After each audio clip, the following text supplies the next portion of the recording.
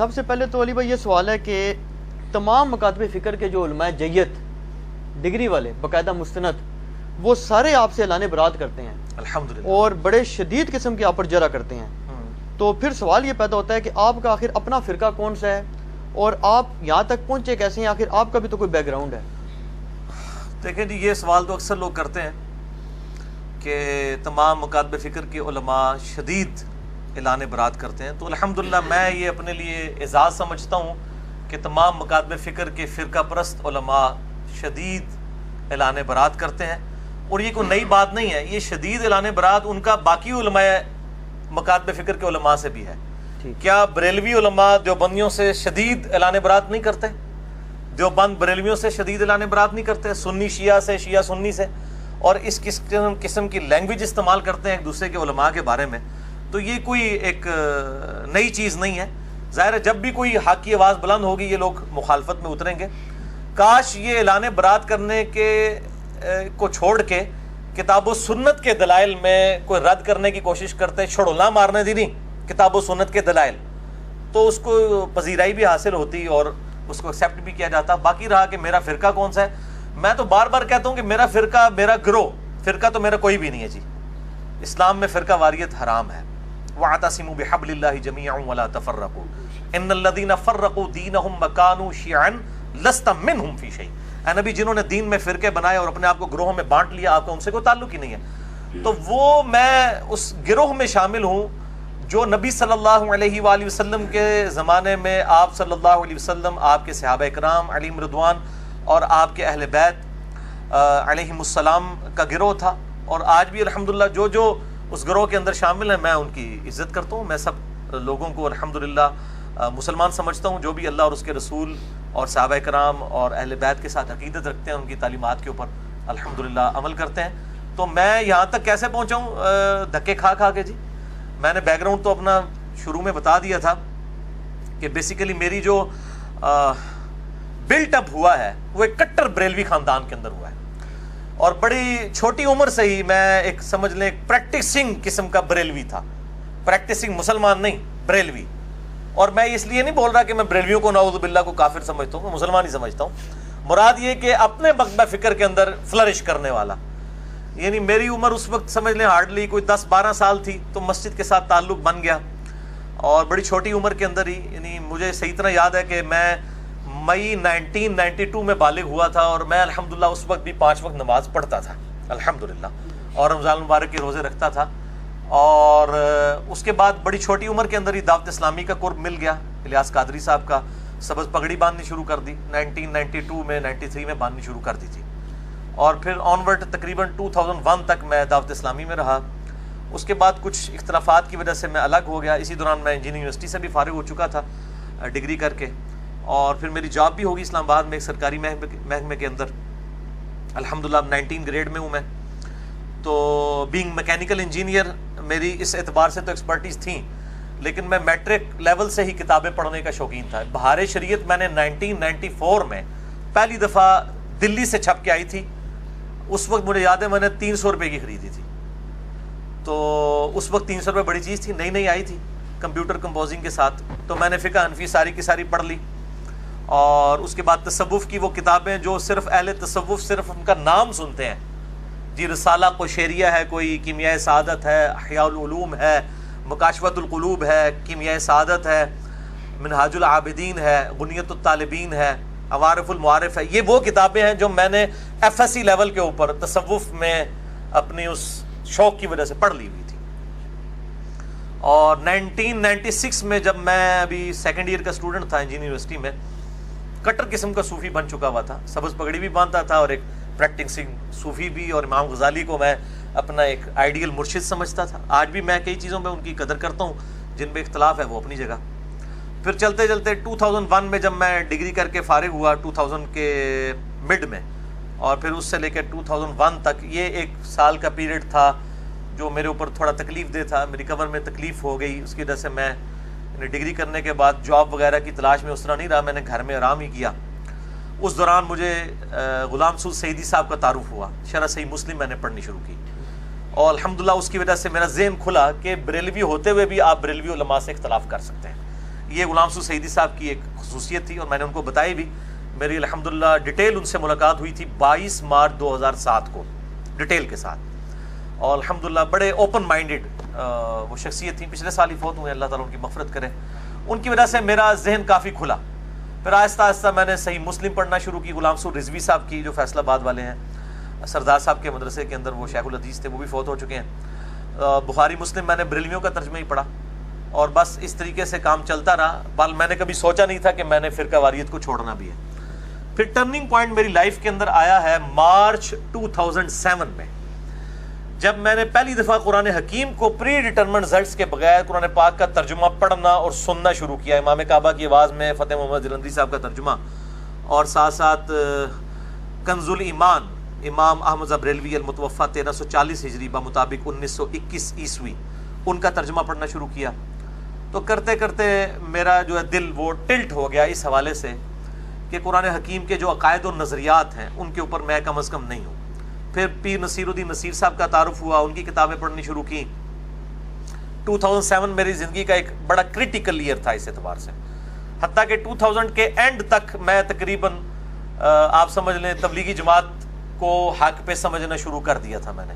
یعنی بریلویت سے نکل کے ایک سٹیپ دیوبند کو, کہ کم از کم ان کی توحید کے اعتبار سے معاملات درست ہیں. اور 2 نومبر 2007 کو رائے ونڈ اجتماع میں بھی میں سالانہ اجتماع میں گیا, وہاں بھی بڑا کلوزلی ان کو دیکھا. لیکن مجھے کچھ ہی عرصے میں اندازہ ہوا کہ بریلوی اور دیوبندی مکتبہ فکر دونوں ہی تقریباً کوئی 19-20 کا ہی فرق ہے. بزرگوں کے واقعات, فضائل اعمال کے اندر جو کچھ لکھا ہوا ہے, یہ وہ ساری کی ساری چیزیں اسی قسم کی ہیں. تو 2007 کے اینڈ پہ میں جو ہوں وہ متزلزل ہو گیا. اسی دوران میں حج پہ چلا گیا وائف کے ساتھ. جب واپس آیا فروری 2008 کے اندر, تو میں نے آتے ہی پہلا کام کیا کہ میں نے ابو داؤد, ترمذی, نسائی, ابن ماجہ بھی خرید لی, بخاری مسلم پہلے ہی تھی, ان کو پڑھنا شروع کیا. اور میں نے کمپیریٹیو سٹڈی 2008 کے اندر شروع کر دی, فروری مارچ کے اندر. اور کمپیریٹیو سٹڈی یہ کہ میں مختلف مکاتب فکر کے علماء کو ملتا تھا جا کے, جس طرح تسی میرے کو لائے ہوئے ہو نا. خیر میرے کو تو خیر اس طرح میرے ورگا تو بندہ کوئی نہیں سی جس کو میں جانتا, نیوٹرل. باقی تمام مکاتب فکر کے علماء کے پاس 2008 یعنی فروری, مارچ, اپریل, یہ اس دوران میں مختلف علماء کو, بریلویوں کو مل رہا ہوں. بریلویوں کے ساتھ تو خیر بچپن سے تھا, بریلویت ہم سے زیادہ کون جانتا تھا. میں ایک دیوبندی مفتی کے پاس اسلام آباد میں گیا, میرے آفس کے کولیگ لے گئے اور وہ کہنے لگے جی بہت بڑے مفتی ہیں, آپ ان کے ساتھ ڈسکشن کریں. میں نے جب تھوڑی سی ڈسکشن کی تو وہ فوراً ہی اپنا وہ جس کو کہتے ہیں کانفیڈنس لوز کر جانا اور ایک بڑی تلخ رویے کے اوپر اتر آنا بغیر دلائل کے ساتھ. میں نے ایک انگوٹھے چومنے کا مسئلہ ان سے پوچھا کہ یہ جو انگوٹھے چومتے ہیں بریلوی حضرات, تو آپ کیوں نہیں چومتے؟ اب میں دیوبندی ہو چکا ہوا تھا لیکن انگوٹھے بھی چومتا تھا. کیوں؟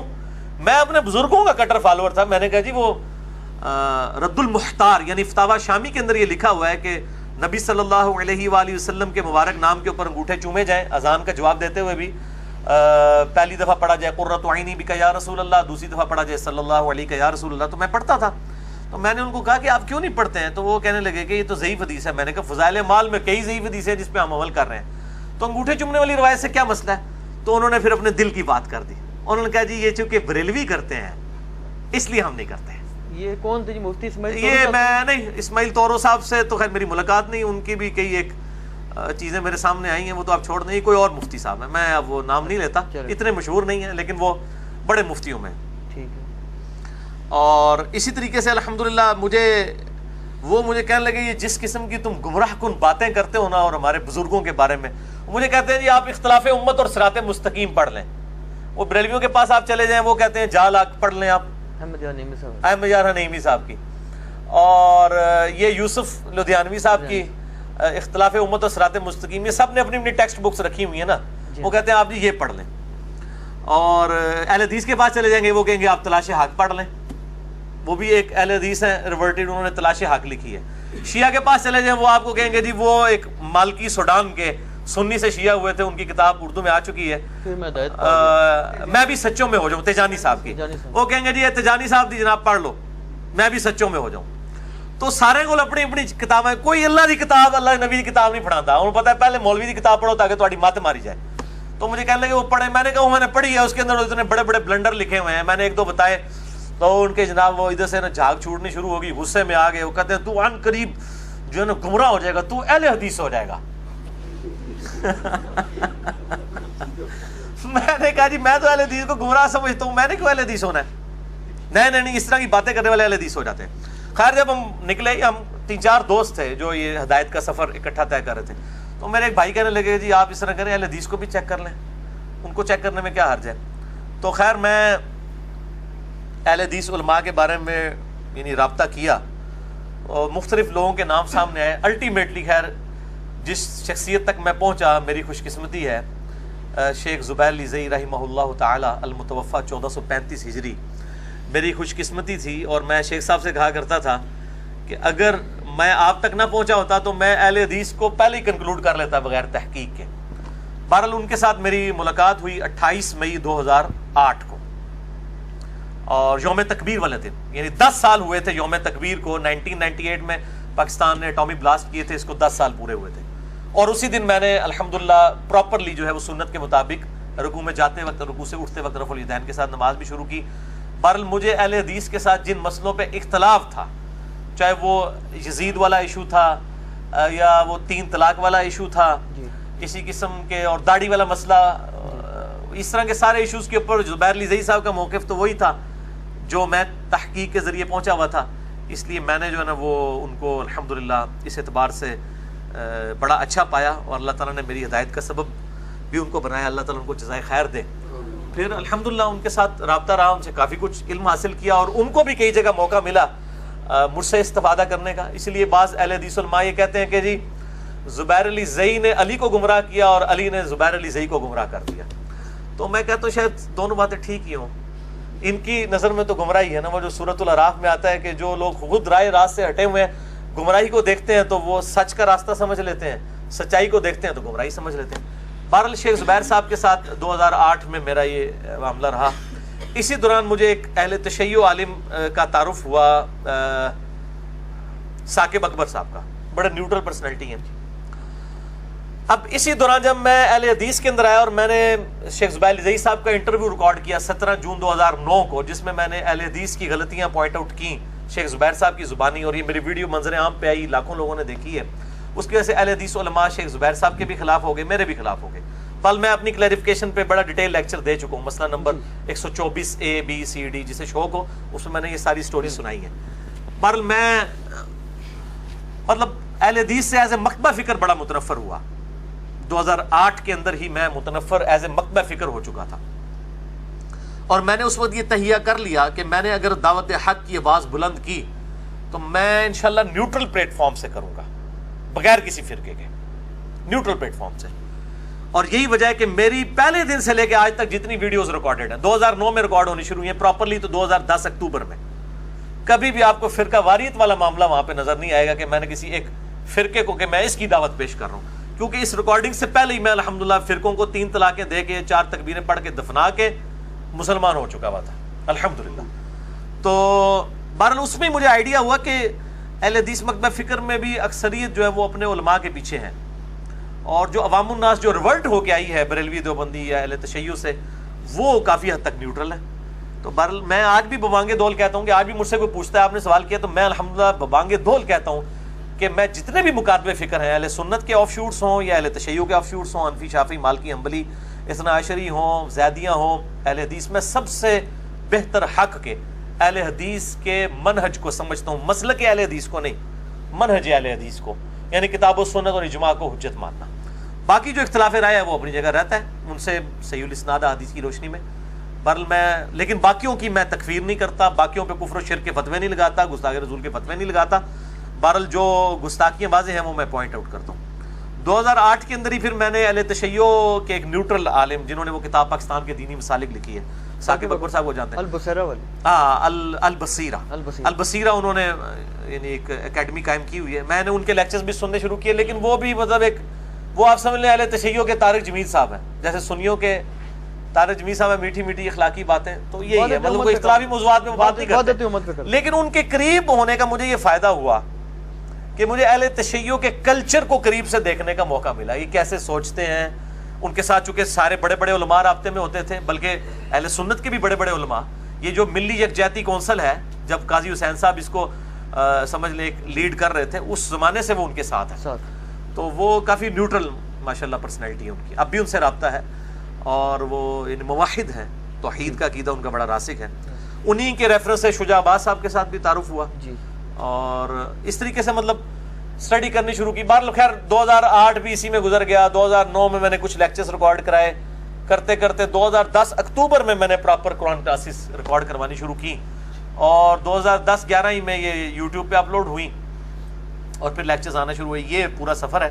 اب میں جس جگہ پہ پہنچا ہوں شاہ جی, وہ یہی ہے کہ میں بریلوی, دیوبندی, اہل حدیث, اہل تشیع, اثنا عشری ہوں, چاہے زیدیاں ہوں, اسی طریقے سے حنفی, شافعی, مالکی, حنبلی, سب کو الحمدللہ اپنا مسلمان بھائی سمجھتا ہوں, دلی محبت کرتا ہوں, اختلاف رائے رکھتا ہوں, اسلام سے کسی کو نہیں نکالتا, سوائے اہل سنت کا جو آف شوٹ ہے قادیانی, اور اہل تشیع کا آف شوٹ جو ہے نصیریہ. ان دو فرقوں کے علاوہ میں تمام مکاتب فکر کو مسلمان سمجھتا ہوں. اور یہ ہو سکتا ہے بعض لوگوں کو بات بری لگے کہ اہل سنت کا آف شوٹ قادیانیت, کیونکہ قادیانیت فرقہ جو ہے وہ اہل سنت ہی میں سے نکلا ہوا ہے, اس لیے میں آف شوٹ کہہ رہا ہوں. اور اس پہ اہل سنت پہ کوئی قدغن نہیں لگائی جا سکتی, وہ ان کو اسلام سے خارج کر چکے ہیں. اس طریقے سے اہل تشیع بھی نصیریہ کو, جو سیدنا علی کے لیے الوہیت کا عقیدہ رکھتے ہیں, وہ اسلام سے نکال چکے ہیں.